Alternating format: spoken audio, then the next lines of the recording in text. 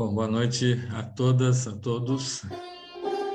Bem-vindos a essa roda de conversa.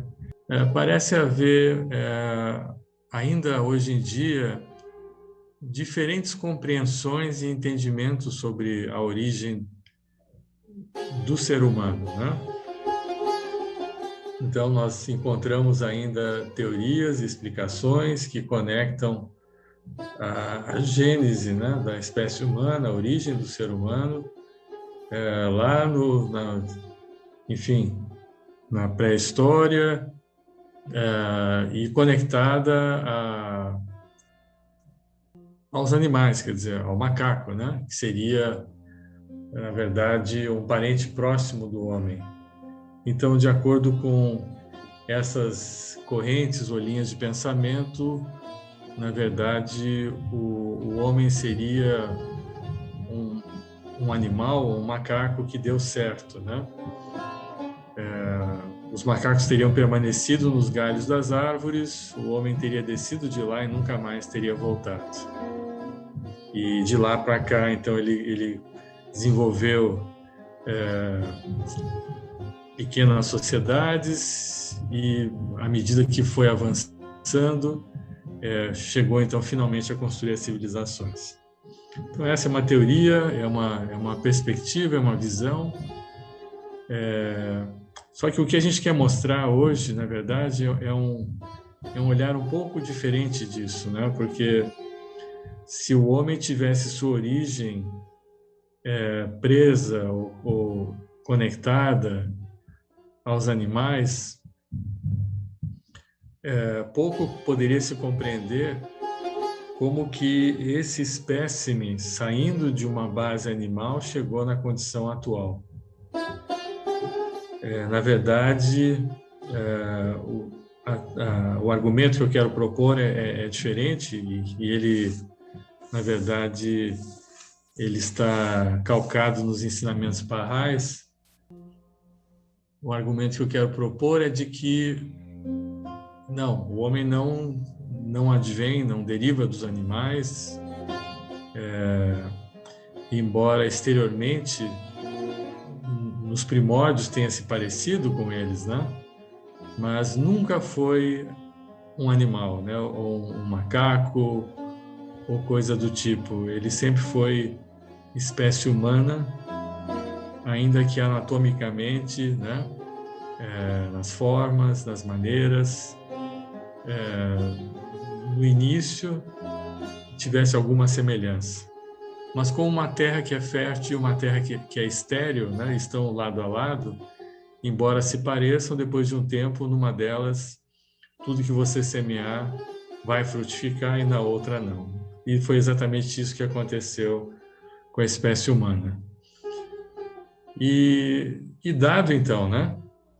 Se esse argumento é verdadeiro, que a espécie humana sempre foi única e foi distinta dos animais, então vem a segunda questão, né? Que é, então qual é a realidade do ser humano?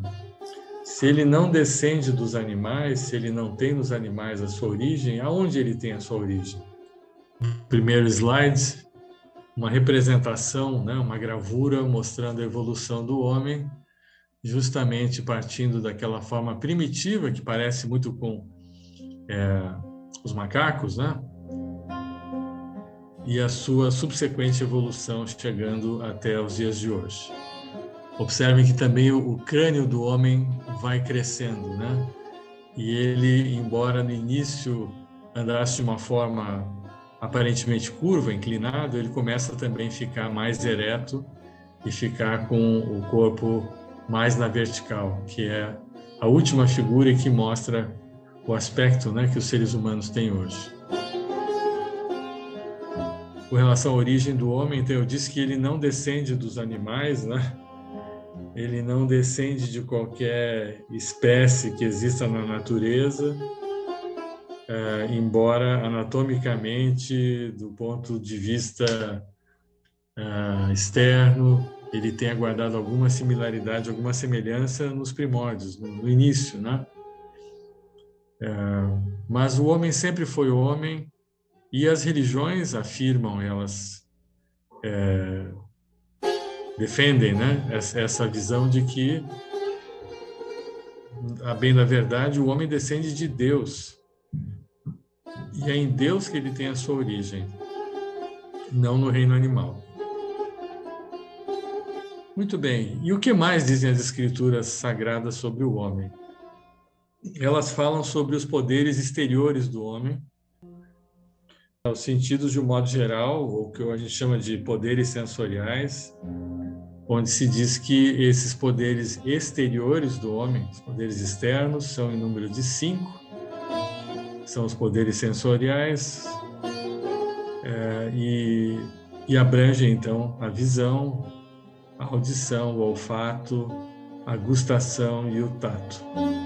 Por meio desses poderes, dessas capacidades, que o homem e a mulher, o ser humano, percebe as realidades exteriores, né? E são, na verdade, um ferramental poderosíssimo. Mas, nesse conjunto de capacidades, né, ou poderes, o homem compartilha esses mesmos poderes com os animais. Então, se fosse só isso, até a gente poderia concordar, né, numa certa semelhança ou numa certa identidade do homem com os animais. Só que esses são os poderes externos e não são os maiores, né? São os menores poderes do homem. Na verdade, os maiores poderes vêm a seguir, que são os poderes internos do homem ou os poderes interiores. Esses 4 poderes interiores e um quinto que eu já vou comentar, mas a imaginação que concebe as coisas, né?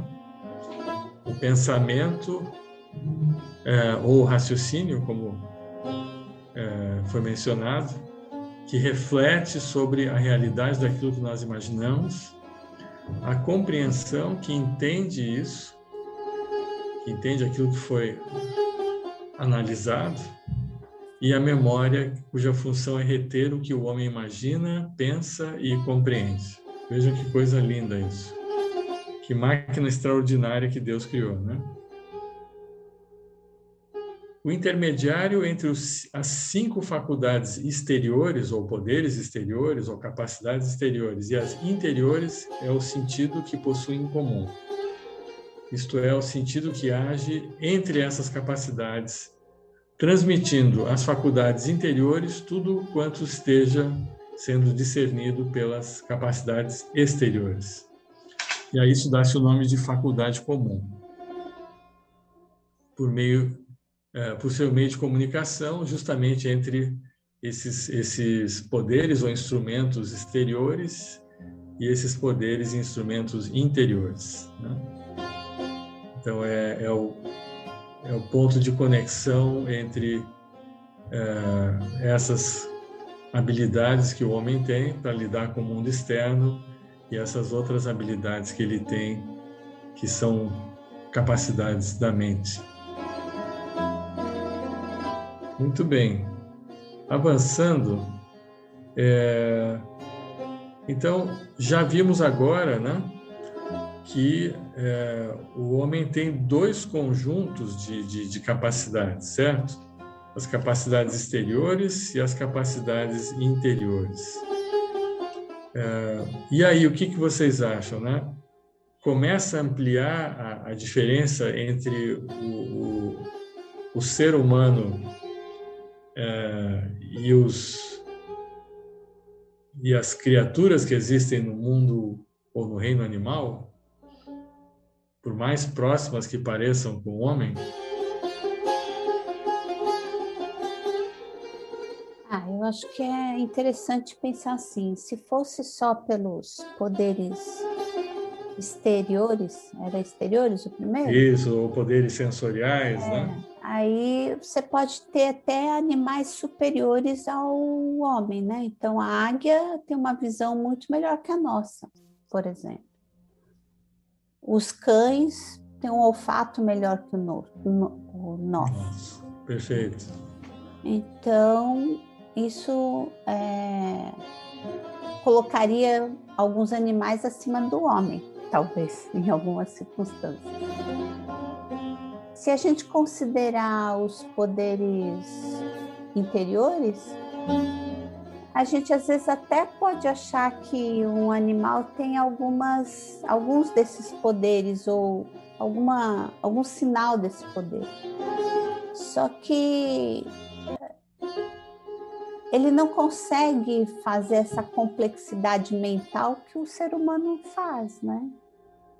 Então, esses poderes interagem de outra forma dentro do ser humano, porque eles são dotados de uma outra potência, de uma outra natureza, né?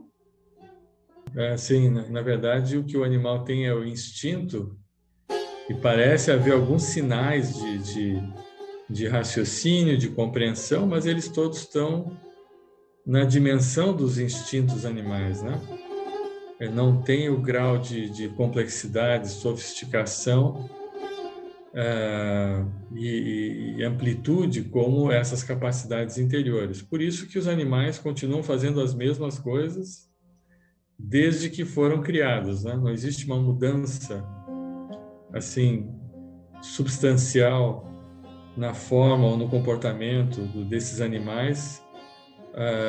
E quando acontece uma mudança, é mais em adaptação à natureza, né? O meio onde eles estão. Mas realmente eles são cativos dos próprios instintos, né? Então eles ficam dentro daquela dimensão, daquela esfera dos instintos. Já o homem, por Ou ter... são condicionados também, né? Ou estão condicionados, exatamente. Condicionamento pode ser uma forma, mas não significa evolução, né? Eles estão restritos àquele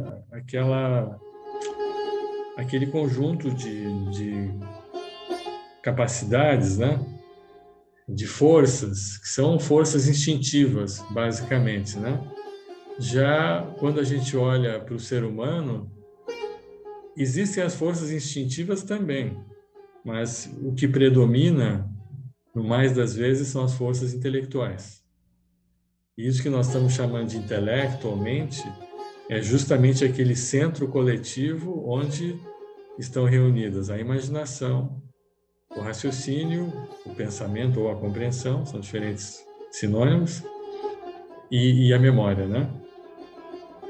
Então, esses são os poderes que são inerentes ao intelecto, que são inerentes à mente e que tornaram o ser humano, conforme dizem as Escrituras, um espelho do seu próprio Criador, a imagem e semelhança do seu Criador. Então, quando esses poderes interiores e exteriores estão combinados, vejam só que interessante o que acontece, né? A visão, por exemplo, é uma das faculdades exteriores. Percebe essa flor e conduz essa percepção à faculdade comum, a qual a leva ao poder da imaginação. Este, por sua vez, concebe e forma a imagem, transmitindo-a então à faculdade do pensamento, a qual medita e, uma vez abarcada sua realidade, leva ao poder da compreensão. Depois de ser compreendida, a imagem do objeto percebido é entregue à memória, e esta, afinal, guarda em seu repositório. Os poderes exteriores são 5: a vista, o ouvido, o gosto, o olfato e o tato. Os poderes interiores também são 5: a faculdade comum e os poderes da imaginação, do pensamento, da compreensão e da memória. Eles estão reunidos numa coisa chamada mente, né? O intelecto. O ser humano, na verdade, tem uma realidade interior que é mais ampla que a sua própria mente, né? E a mente é um dos frutos dessa realidade interior que nós chamamos de alma. Então, a alma, segundo as Escrituras Sagradas, é uma dádiva de Deus ao homem e é uma realidade que transcende a própria mente. A mente é um produto da alma. E aí, o que é alma e o que é mente? Eu não sei se cabe, mas essa ideia mesmo do self e do ego, né? De alguma forma, a nossa mente é o nosso ego. E essa alma é a pura consciência, o self, né? Que tem esse ego como uma ferramenta para se mover no mundo, mas não é ela em si. Existe uma consciência anterior a esse ego histórico socialmente construído que a gente chama de mente. Legal, eu acho que sim, eu acho que é uma analogia boa, ou seja, se a gente imaginar que o self é a totalidade do ser, né? A alma, de fato, é a realidade mais pura, mais essencial do homem. É como se fosse a terra sobre a qual crescem as coisas, as árvores, as plantas, tudo mais. Então, a mente, ela cresce sobre essa planície, né? Essa terra que é a alma que dá origem a tudo. Vamos ver um texto sobre isso. A respeito das faculdades mentais, são realmente propriedades inerentes à alma, assim como a irradiação da luz é propriedade intrínseca do Sol. Os raios do Sol renovam-se, mas o próprio Sol é sempre o mesmo, imutável. Apenas através do poder da alma é que a mente pode exercer sua influência, suas faculdades de imaginação e compreensão, enquanto que a alma é um poder livre. A mente compreende o abstrato com o auxílio do concreto, ao passo que a alma tem ilimitadas manifestações próprias. A mente é circunscrita, a alma é ilimitada. É por meio de tais sentidos, como os da vista, audição, gosto, olfato e tato, que a mente compreende, enquanto que a alma é independente de todos esses meios. A gente vê muita gente que perde por algum motivo o raciocínio ou já nasce com deficiências mentais ou limitações, né? Mas Ou a perde a alma memória, humana né? Ou perde a memória. perde a memória com o tempo, mas a alma independe disso. Então, se a gente olhar para isso dessa forma, a gente entende que não importa que isso aconteça, porque o bem maior tá preservado, né? Que são os poderes da alma, que é totalmente livre dessas limitações terrenas, materiais, sei lá. Eu acho bem libertador. A qualidade da alma está preservada, né? Isso. Exato, esse texto é muito interessante, é um texto dos escritos sagrados Baha'is e mostra, né, que, interessantemente, a mente é uma coisa que, vamos dizer assim, que tem a sua origem na alma, né, floresce da alma e se desenvolve, né?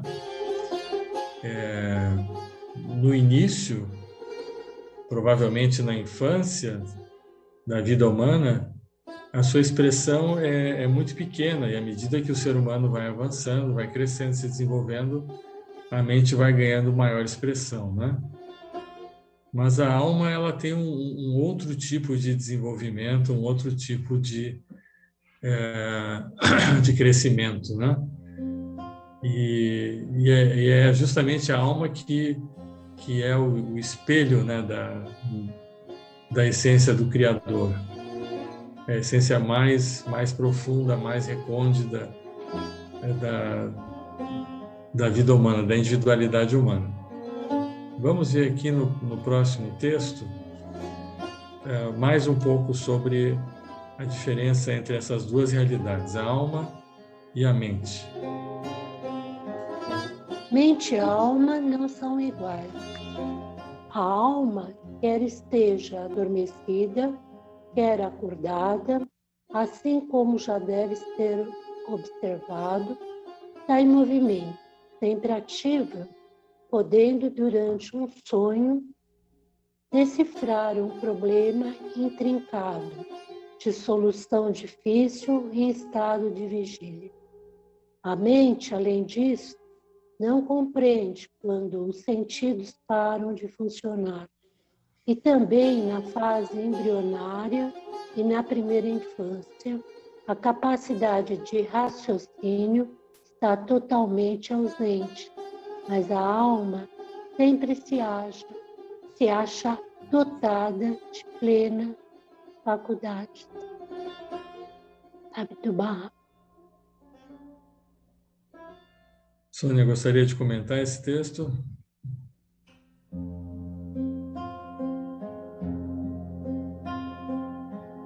Me parece que são coisas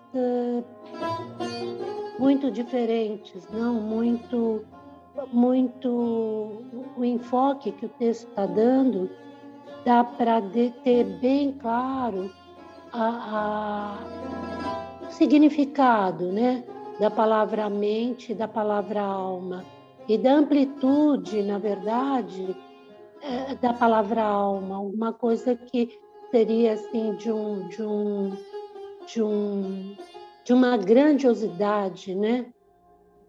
Acarregando, me parece, inclusive, um espírito de divino, concorda?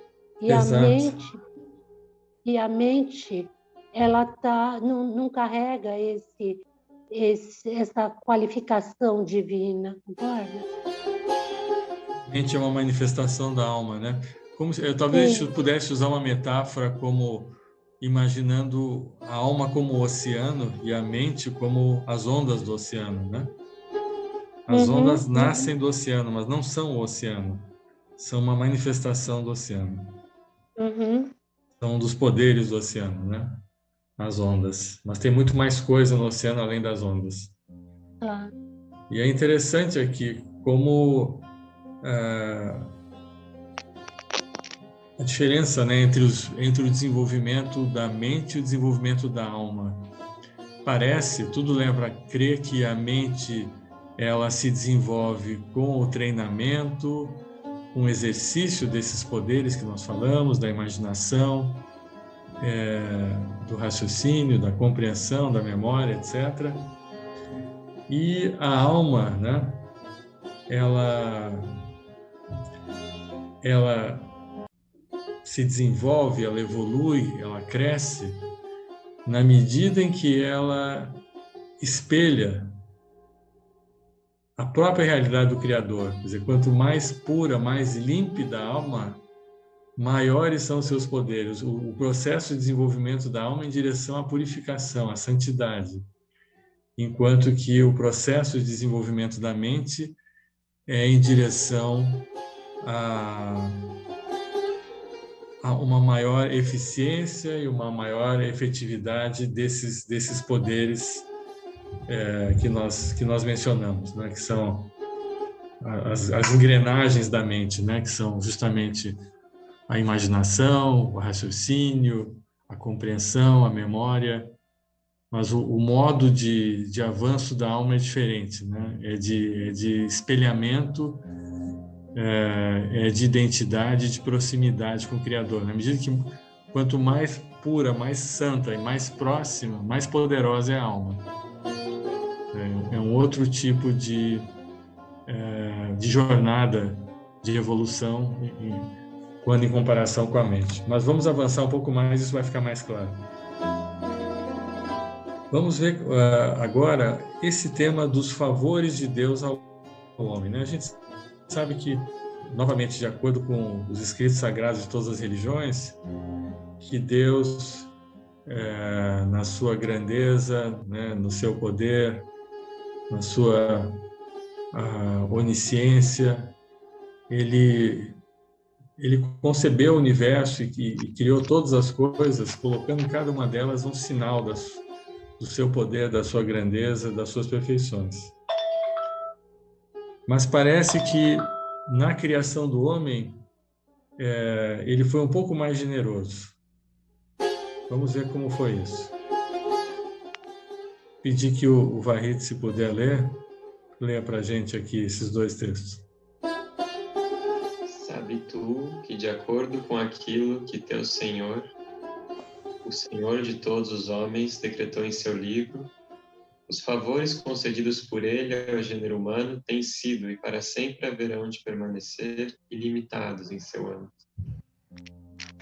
O desígnio de Deus ao criar o homem foi e sempre será capacitá-lo a conhecer seu Criador e atingir sua presença. Deste mais excelente propósito, deste objetivo supremo, todos os livros celestiais e escrituras ponderáveis, divinamente reveladas, dão inequívoco testemunho. Seus comentários, Barreto.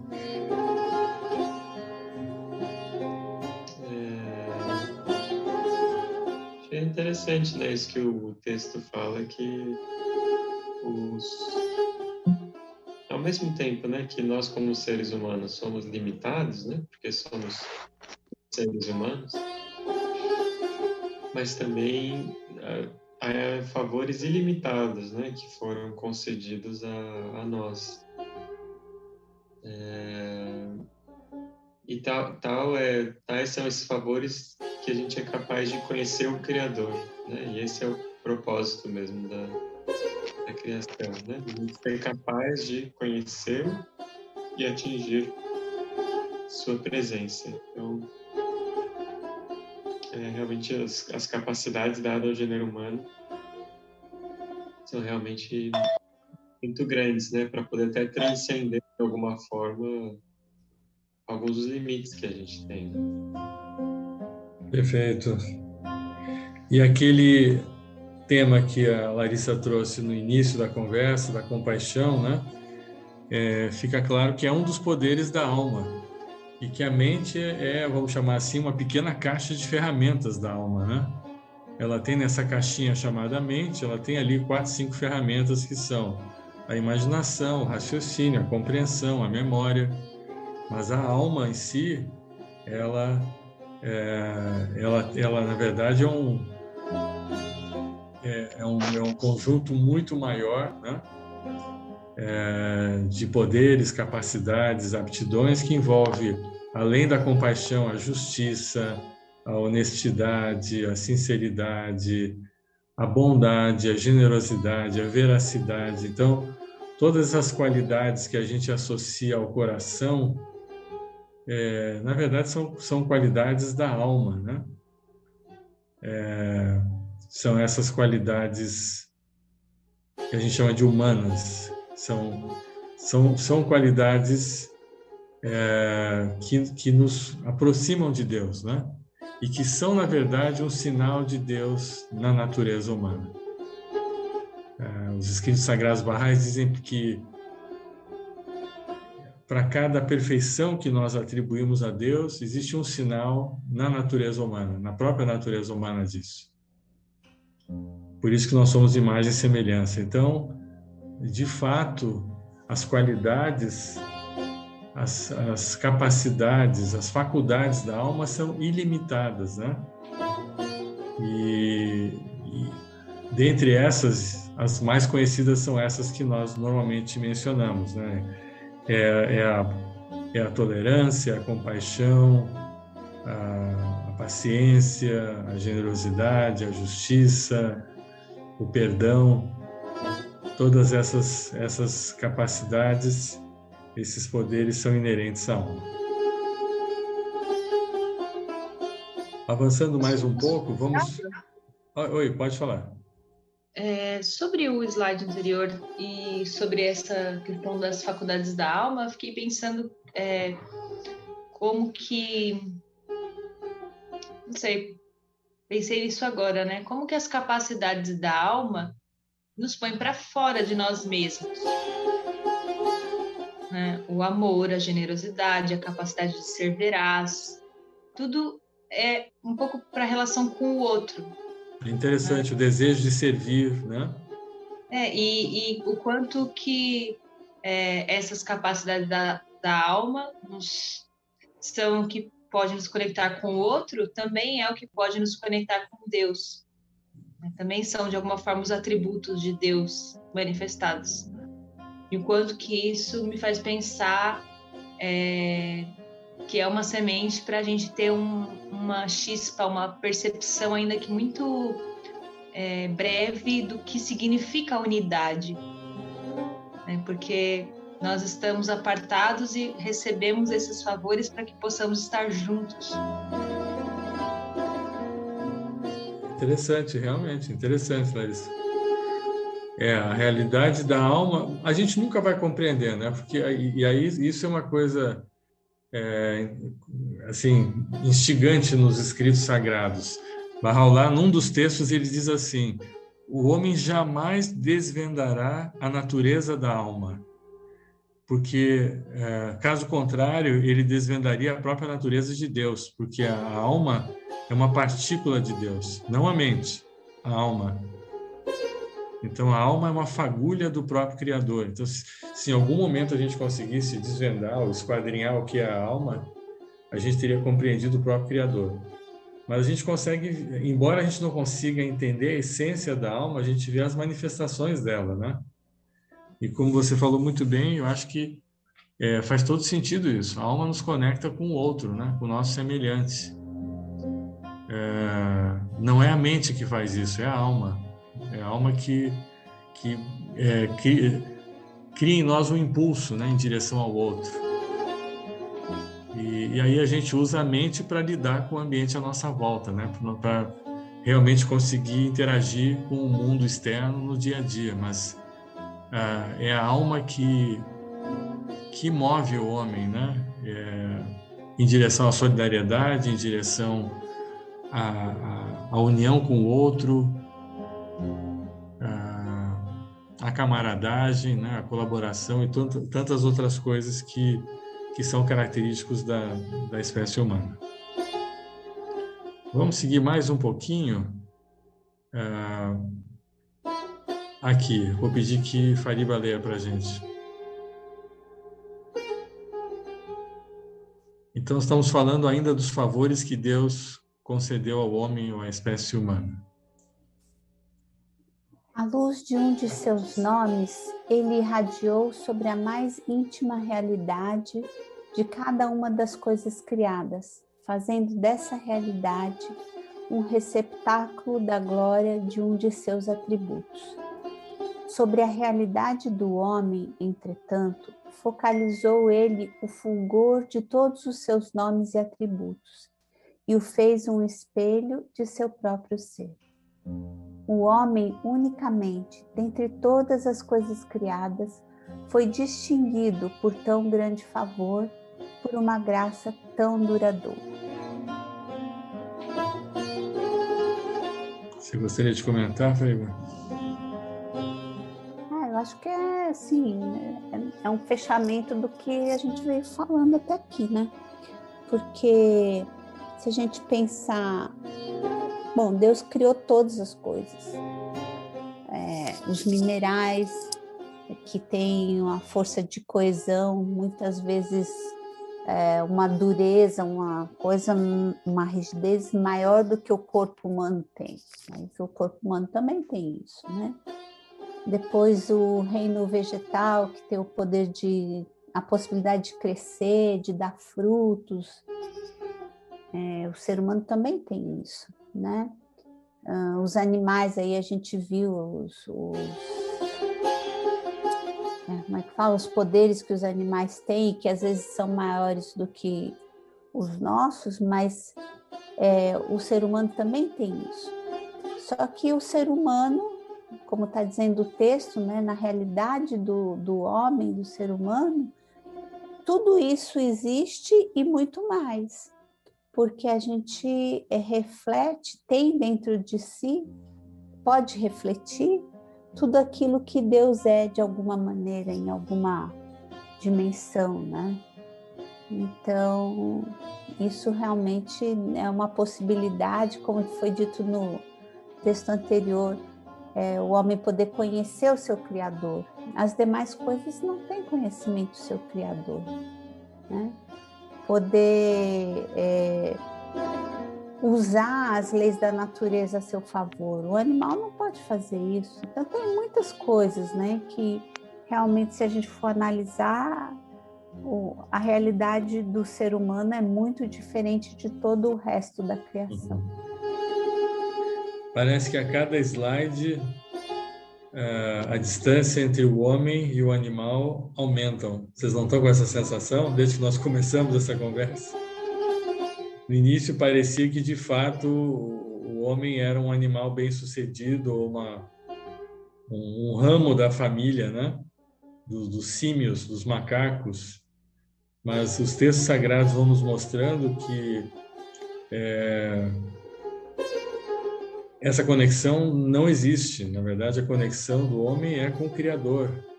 O que ele espelha é o Criador, não o reino animal, né? E é incrível a gente se dar conta disso, que uma fagulha desse ser que criou o universo está dentro de nós, né? Um elemento, uma substância dessa essência única no universo está conosco também. O Raulá diz, né, para cada... no homem, né, Deus então focalizou o fulgor de todos os seus nomes e atributos. Vejam, a palavra usada é todos, não são alguns, são todos. Então, todos os atributos que nós referenciamos ou reconhecemos em Deus, o texto está dizendo que existe um exemplar no próprio homem.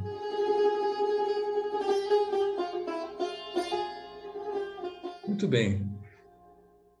Mas se o homem é um espelho, né? Eu queria voltar essa tese aqui de que é a alma que nos torna semelhantes a Deus, que cria a nossa identidade com Deus, não é a mente.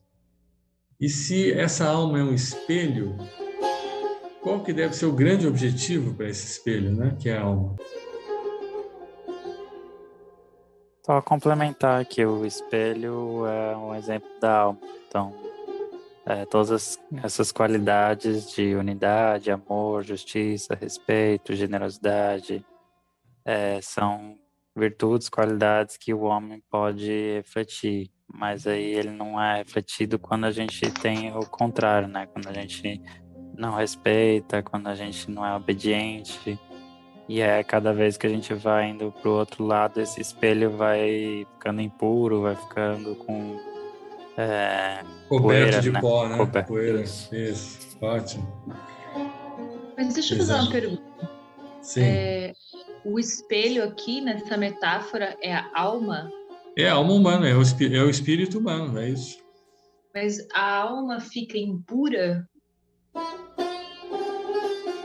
Ela pode ficar coberta por impurezas, né? Não que ela fique impura, porque o espelho continua sendo o espelho, né? Mas quando ele tem uma camada de pó por cima, ele perde a capacidade de reflexão, certo?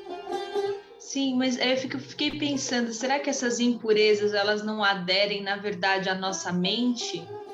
E isso faz com que o nosso espelho fique encoberto? Que Deus deu à criatura a capacidade de conhecer o seu Criador. O que significa conhecer a Deus? Isso está ligado ao conhece-te a ti mesmo. O conhece-te a ti mesmo, desde sempre, foi um desafio para o ser humano. Então, as capacidades que ele nos deu, em última instância, é para que a gente possa conhecer a ele mesmo, né? Conhecer a nós e conhecer a ele.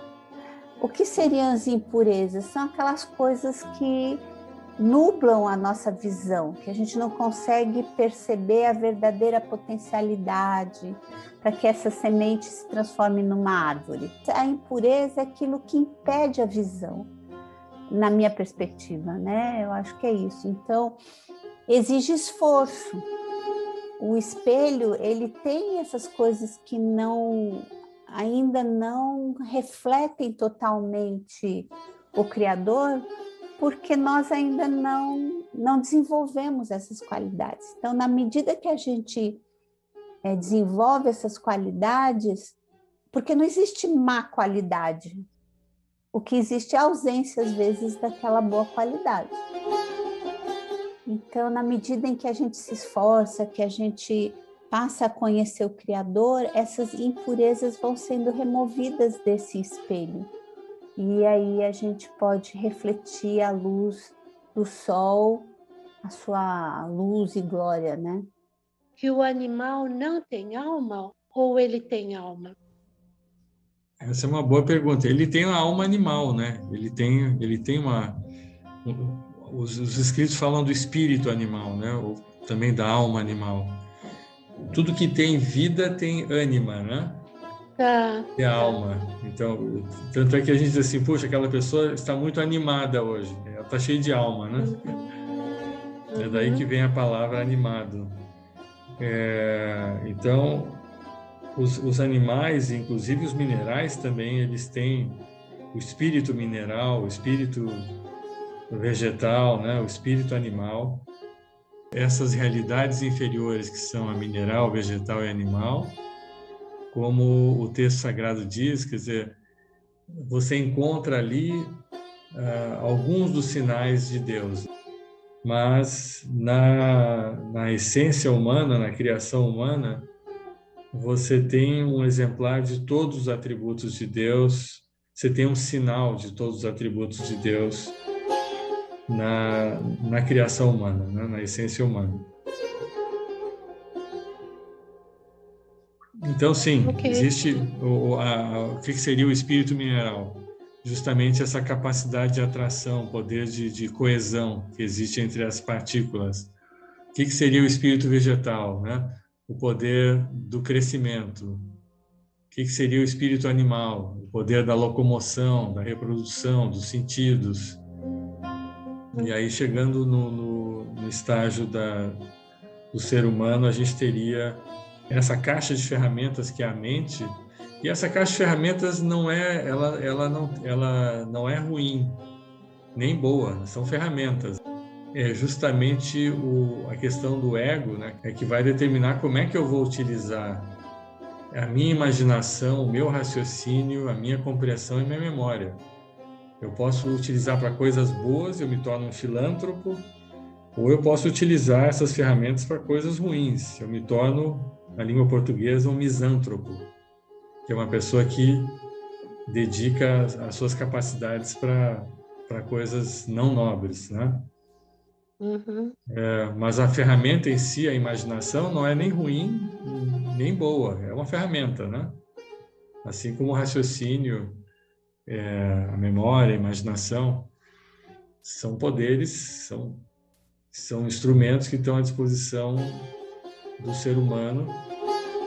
E no final do dia, eu acho que o que a gente vai descobrir é que, dado que o ser humano tem uma natureza tríplice, né? Ele tem uma natureza material, tem uma natureza intelectual e uma natureza espiritual, ele precisa de 3 tipos de educação para poder se desenvolver plenamente. Ele precisa de uma educação física, né, para desenvolver o corpo, uma educação humana para desenvolver a sua intelectualidade, seus poderes da mente, e uma educação espiritual para desenvolver a sua alma, seu espírito, né?